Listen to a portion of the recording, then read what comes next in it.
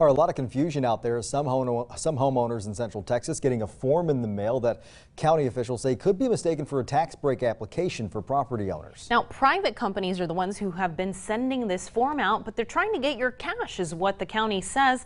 Now, they're not calling it a scam, but more like an extra step that could cost you unnecessary money. Fox 44's Maribel Santiago went to the McLennan County Appraisal District to get clarification, find out what to do if you get one of those forms. Maribel?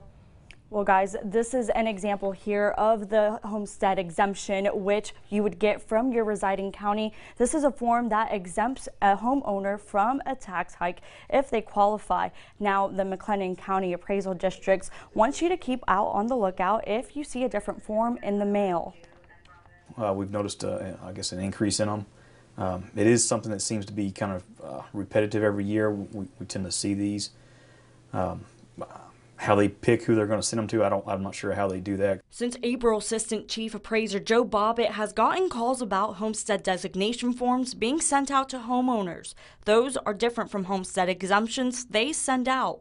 Anything that we send out, it'll have a McLennan County address, and it'll have our phone number and location and a website. Bobbitt says there's a difference between a homestead designation forms. Those are sent by private companies. The exemption forms come from your county appraisal district, and it's free. Since they are providing some service, it's not completely fraudulent because they are filling out a form and sending you something back.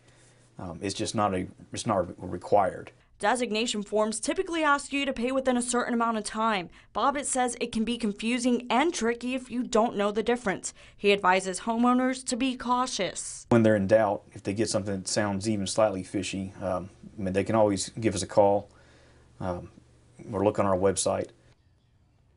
Now, if you filled out one of those forms at 9:30, we'll tell you what you can do and what to look for if you filled out the wrong form. Live in the newsroom, Maribel Santiago, Fox 44 News.